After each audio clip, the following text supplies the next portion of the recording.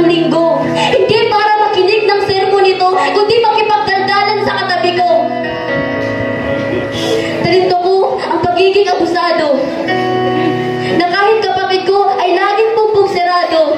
Kawawa pa dito ang mga pusa't aso, nadadamay patuloy lang dahil sa kalukuhan ko. Talento ko ang pagsagot-sagot sa mga nakakatanda, kahit alam ko hindi tama pero pilit ko pa rin ginagawa.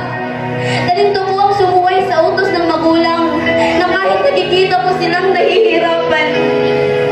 Napakasama ko, napakarumi ko, napakamakasalanan ko. Maraming talento ang nabuo ko dito sa mundo. Ako ay tila isang maruming basahan na dapat ay itapon at sunugin na lamang. Ngunit sa kabila ng aking karumihan, ako ay kanyang tinanggap, kinupkupan at inalagaan. Siya si Kristo. Si Kristong namatay para sa atin. Si Kristong nagmahal kahit di mo napapansin. Si Kristong kumakatok sa puso mong napakaitim.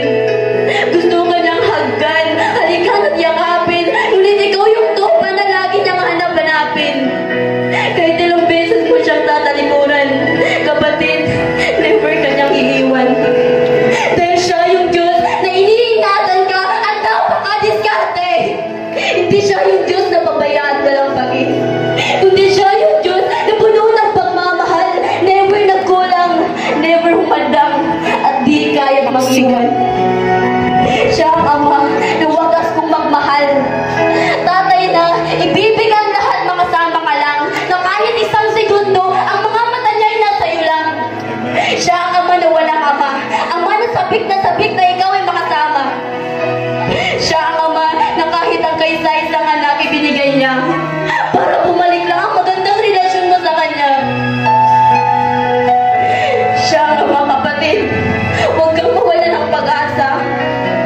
Siya ang Ama na kahit hindi nagdadamot sa oras ng iyong lungkot, kapatid, huwag kang makakalimot na merong Ama na sa'yo'y palaging sasagot.